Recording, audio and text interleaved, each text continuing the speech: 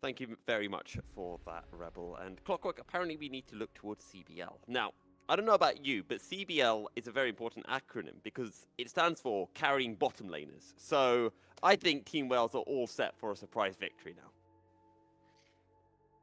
Look, Team Wales tried in game one to They give their did, yeah. responsibility to the Trundle.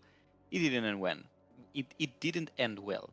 And I also remember that I mentioned something about penguins. But penguins are actually predator, right? They eat They fish. are. They do eat other animals, yes. Exactly. Now, whales are technically not fish. But after game one, and with this tiny range draft that, I can hear Yulei's voice in my headset, they more look like anchovies. Okay. Now, see, I'm a weird Italian Clockwork because I'm not really a fan of anchovies. So, yeah. In fact, I don't even know what anchovies look like in their natural form until they've like been cut up and put on pizzas and stuff. It's basically And just like in the can, but without the oil. okay, fair enough. Either way, we are into game. Very unusual actually that I'm the one pulling us away from like a meme topic this time on anchovies and back towards the lane. Now, I know pretty much our entirety of our hosting desk was on the side of Team Secret. I am as well. Are you also on the side of Team Secret right now? I am always on the side of Team Secret. Now, I thought it was going to be harder because I'm also a staunch Killer Queen fan, and Glory has been played very well. But it seems that after week one, the rest of the VCS is starting to figure out how Wales want to play, and therefore their early aggression gets diffused very easily. I'm actually very interested in this Jax Camille matchup because I do think that Jax is the counter pick in this matchup, if I'm not mistaken. Or is it only a soft counter? Exactly. There's a lot of skill involved. As you see here, the hook shot can very well be used to play around the counter strike. So there's a lot of options for Camille to actually counter that matchup. Now, Killer Queen is peeking into Penguin, Oh, we've got a and first blood in the bottom lane. Eddie has fallen, so very similar to what we saw in game one, I guess. we're gonna get a replay apparently of game one. Now, Penguin completely zoned out of his jungle, forced to probably recall, and Killer Queen is free to take the blue buff. But let's do this bot lane. Like, what happened? Oh, handshake into a zap. Yeah, this is the classic from Eddie. He always gives up one kill in the lane and then completely proceeds to take over the game. So I'm not really worried about this slip up. It always happens and it never stops Team Secret from winning the game. Um, so yeah, good on Wales, Variety, and CBL getting from some gold. As Rebel mentioned during the draft, this is a game where on the Jinx and on the Renata they need to be the main stars because they are the only ones that have some agency with the range to actually do something against the Senna and against the Seraphine. So it's good that Variety is in a good position at the moment to maybe set up some snowball. Killer Queen just helping Glory, shoving in this mid wave before he does a back. Both junglers in the end able to pick up a Scuttle Crab while Killer Queen was taking the top side one. Penguin passed his way down and got the bottom side Scuttle Crab. So far it's been, I want to say, a slow-ish start to the game. Team Wales were able to get that one kill in the bottom lane, and your top laners will just continue to duke it out for the foreseeable future. Exactly. Well, compared to game one, any beginning of the game would have been slow. But Yeah, this is true. probably helping a lot Team Secret. The pressure now at the moment is on Team Wales. They are the one that need to make things happen in the early game. As was also mentioned in the desk, it's really hard to team fight properly into Team Secret's composition. So Team Wales need to get some lanes ahead, maybe try to get a few early objectives, a few early heralds, and maybe hope that the Jacks can take over a side lane and spread out the Senna, spread out the Seraphine, and make it hard for Team Secret to keep them up. McGee is trying, so not all hope is lost. But again, Hero is no slouch, and he is forcing him to go back and probably crash his wave. So Killer Queen is here to help. Yeah, and that's just very simply a case of Nigeria using the counter-strike too early, and once that counter-strike's been used, then Hero has all the options in the world to engage on Nigeria, and that's exactly what Hero does. And now Nigeria in a very risky situation, and as soon as that counter-strike is on cooldown again, Hero can just fully tower dive him, as in the bottom lane, Eddie's just getting run down once again, and it is CBL who gets his second kill off the lane, and Ariete just Wow. continues shooting at Zuhao under the tower. Okay, so the Jinx is taking off. Now, the script for Eddie is usually die once. Dying twice, Artifact? What's that charm? the rare artifact misplay, we do get to see it as well in the VCS from time to time. Glory is here to lend a hand. This skirmish is very weird in the top lane. What's the purpose? I think it was killing Nigeria, but it hasn't quite worked out. I mean, Artifact had the Spirit Rush, so maybe they thought they could dive on. Now CBL almost getting caught out, throws out a handshake slow onto CBL. Can Eddie get on top of the Renata? Lands the W. That will get a lockdown beat drop. Zuhao not quite close enough, and CBL will survive.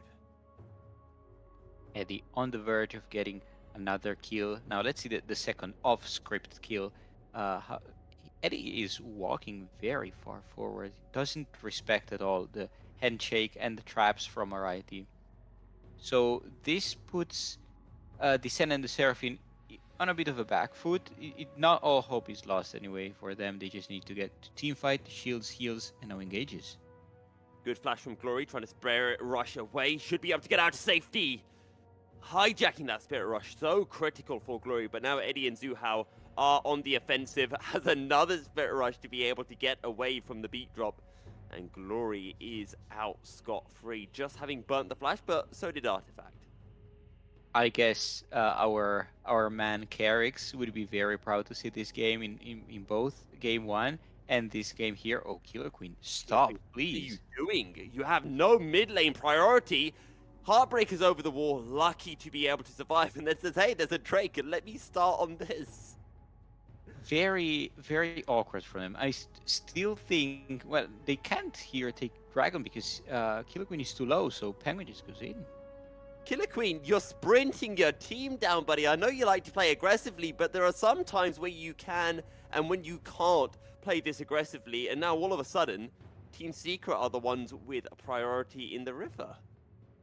Exactly, this Dragon is very free for them. They also have the chance of taking the mid lane, some plates in the bot lane actually. Sorry, I was also mentioning that our man Carix would have been very proud to cast this couple of Sylas games, where game 1 we get the Sylas better than the actual Gnar player, and now we get the better Sylas than the actual Ahri player with the ultimate to escape the gank. Unfortunately, Glory couldn't set up the mid lane push soon enough to activate that Dragon taking by Killer Queen. And so the play gets diffused. Now Team Secret didn't choose to get the Dragon. They focused the bot lane, but I can see that they didn't even take a plate. So I'm quite confused on why Secret didn't choose to pull the trigger there. Well, all of the objectives are up in the form of Rift Herald and that Ocean Drake, and for now, Team Wales, at least in this bottom lane, just hammering away at the outer tower. And the desk did ask, CBL to be able to step up as the veteran of this team, and I feel like CBL has done exactly that in the early few minutes of Game 2. Absolutely. This bot lane has been skyrocketing now. 2 kills, actually 3. There's 3 kills in total, and now 2 and more plates. So this Jinx is suddenly a menace. Team Secret tries to respond by taking this first Herald, and Wales, of course, gets the Ocean Dragon. Now everyone returns to their starting positions. A bit of a reset here. We see Hero a bit ahead in the matchup. Eddie also came here to give assistance. Does he have the Herald? No, it's on Penguin, which is also around the top lane. So maybe they can drop it here to give some plates to Hero. Interesting choice, but I guess it makes sense. You don't really want to give gold to Senna. She needs like souls and experience and levels more than actual flat gold. So it makes sense that you want to prepare a countermeasure to the eventual menace that Jax will be at some point.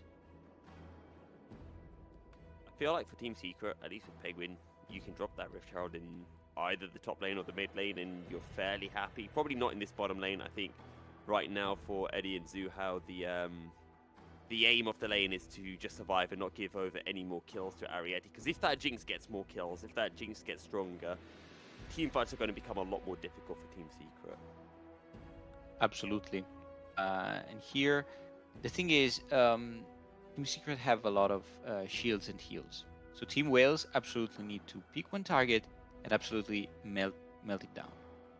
That can work very much better if they can force someone on Team Secret side to be in a side lane, because at that point, all the layers of shields and heals can't be as effective. That said, Killer Queen is also trying to pull off some aggression by invading. He doesn't really find anything meaningful. Maybe, hopefully, because last couple of attempts haven't been too great on his side. Well, this game is definitely a lot slower than what we saw in Game 1. Team Wales finding themselves with an early lead, and this time they're making sure they don't throw it away. They've got a lot of good scaling as well when you look towards this Jinx and the Jax as well, and even though Team Secret have the Senna, I feel like if we get to the ultra late game, Team Wales have an advantage over Secret. Right. It's always harder to tell who, like fair and square, will have the advantage, because it comes a lot down to how team fights will be played. This happens in Dota, where I actually pour a lot of time into watching, but also in the VCS, it's very apt to say that you cannot win the game without winning at least one team fight. So at some point, you will need to get in the mud. I thought that word was forbidden from being said on a league broadcast. I mean, we said anchovies. How many times have you said that word? Yeah, but there's anchovies, and then there's Dota. Like, different levels, buddy. Different levels. Like talking about chovies, the mid lane matchup. Chovy, yes, good, great, one of the best mid laners, bro. And here we have two of the best mid laners in the league, in Glory and Artifact, and their matchup has been quite saltless, I can say, to keep the analogy up. Okay, out of curiosity, to take the tangent a bit further, do you think that these are the undisputed best two mid laners in the league right now? Well, at the moment, I'm very inclined to say that they are. Kati hasn't been not Kati. At the top of his game. Froggy, we know that he can be great, but he hasn't played up to his potential. Secret now is getting two charges on this top lane, taking the first tower, but Team Wales answer promptly with a tower on Ariete again. So this Jinx is absolutely unapproachable by Team Secret. Artifact needs to come down and try to help. Oh, that handshake, CBL, you are a monster! The hostile takeover is disgusting, and Ariete flashes forward. He has blood in his eyes, a zap on Zuhao, but can't quite get in range. Team Wales find another, but it is all at the masterclass of CBL. This is an incredible performance by him. Rebel was talking about it. He's been incredibly not only consistent, but also aware of the plays that he can make. That flash in to chase for more kills was about to work, and that would have been an impressive double kill. Regardless, he is now 40 CS ahead, has a full tower on his back, and Team Secret need to answer that. It's not going to be easy. They need to call Penguin or Hero to engage, to hop on top of the Jinx and make her jump before anyone can assist her. But now it forces Team Secret to react, which they somehow are doing with this Dragon take, taking advantage of Team Wales resetting. 4 kills to 0, and Team Wales playing this very methodically, just getting pick after pick, playing things safe. How CBL pulls this off, I don't know. It's an incredible support performance, considering that CBL is also playing against Shuhao, which is one of the best super free moments. This flash was what I was talking about. Shuhao ends up one auto away from dying, and that would have been another reset, and then Eddie would have been in a very tight place. So Okay. Team Wales actually coming out of this early game, 2k gold ahead, one turret ahead, and it seems that they are now in the prime position to set up the objective calls first themselves instead of how it went in game one. I just want to highlight as well, all of the kills right now are on Ariete and CBL. No other player has any kill participation. And that's also to highlight the fact that the Team Wales bottom lane, they haven't needed jungle assistance to get this lead. They've done this all off the back of just very clean 2v2s.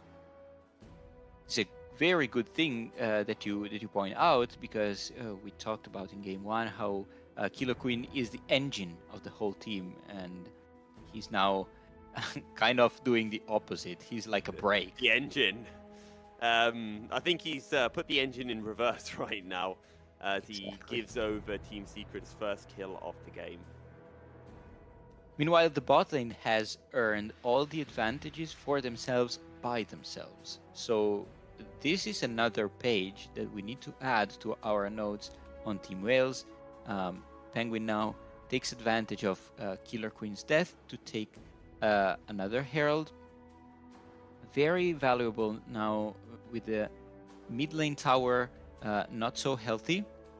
It can be pressured with this Herald, but Team Wales are ready to answer. They're grouped up around this mid lane. Glory is kind of ambushing, but there's only Shuhao around the mid lane now. Let's see what Team Wales want to do. Here comes Glory, not going to be able to land the on-call, but they do get the stun. Return on-call will only land onto one, and surely, and indeed, Zuhao will fall. Ariete picking up his third kill of the game. This is another great pickup for them. It's not going to be very meaningful, actually, because Team Wales can't really turn it into anything. There's no objective up, there's no tower to pressure, so they just take a kill and reset. So Team Secret shouldn't be too afraid of losing Shuhao here. They have still many options. They still have both their side lanes actually healthy, so not too bad for Team Secret, but this can't happen too often. Otherwise, at some point, some objective will be up for Wales to take, and that will be a problem because they are ahead, and if you allow them to snowball, then you're suddenly 1-1. Yep. Well, right now, Ariete very happy. Kraken Slayer, Rapid Fire Cannon picked up. Has a stopwatch as well, which will be going towards the Guardian Angel. This Jinx is going to be doing so much damage very soon. And it's only going to get stronger and stronger and stronger. Exactly. And what surprises me here from Team Secret is they seem to be very confident in their late game scaling. Because if they had verbs, sorry, if they were worried about the Jinx, they would call the hero, call the Penguin, and engage on her as soon as they see her on their screen. That is not happening. So it must mean that Team Secret knows how to deal with the Jinx further on in the game, and they're not worried about shutting her down. Okay. Well, for now, Ariete in a very safe situation, and when you've got a Renata alongside you as well with a bailout hostile takeover, it's a lot of extra safety. Glory does have to be careful here in a possible 1v3. Actually, a good opportunity to go back to that point about best mid laners in the league, because I think Artifact is definitely one of the best too, but Dia 1, his return to the VCS has been absolutely ludicrous as... Oh, that is a good stolen Hextech ultimatum to lock Artifact down, and now they're looking towards Zuhao. Flashes away from the abduct. Good on onto 4 members of Team Wales, but I don't think it's going to be enough. Cyclone from Penguin, Killer Queen able to pick up Eddie on the backside of the fight, and Team Wales are able to secure themselves 2 kills. There was a beautiful aggression by Team Wales, and it's going to be followed up by a tower. And why not attempt a Baron? They are going in that direction. That would be an incredible acceleration to this game. And Killer Queen, the engine, finally gets going, and that skirmish was gear switch that Team Wales needed. This Baron is going down very fast. Team Secret cannot answer. Does Artifact want to go in? Throws down an Orb of Deception, but does not land Oh, it. The no. Encore, though, lands onto Zuhao. What is it with Silas Hijacks being better than the original ults themselves? The 2 kills for Team Wales, and Secret are crumbling. Milky, I think it's your fault here. Did you switch My the fault? nameplate? I'm president of the Eddie fan club, all right? Oh no! Oh, the charm. Oh, The charm? dearie me, that is a really good rail going. Can Khalil Queen stay alive? No, not quite. Glory's going to go golden, and Team Wales flash forward. It's another insane handshake from CBL, and it's another kill for Team Wales. 4 kills for 1, and in a tower falling as well. This is an incredible passage of play. The last 5 minutes have been skyrocketing for Team Wales. Surf. What's impressive about Wales? They probably spray water. They have been spray watering by Team Wales. They're suddenly baroned up, 7k gold ahead. The base is almost at their feet, and they have agency on all lanes. And these team fights that the desk has predicted to go unilaterally on Team Secret side, they're actually being stomped by Team Wales. Impressive. Team Wales are just playing really well, just catching out Team Secret whenever they can, and Secret are always trying to find a way back into the game. You can give them that, but it's just so disorderly that Team Wales are just continuously able to get kill after kill after kill.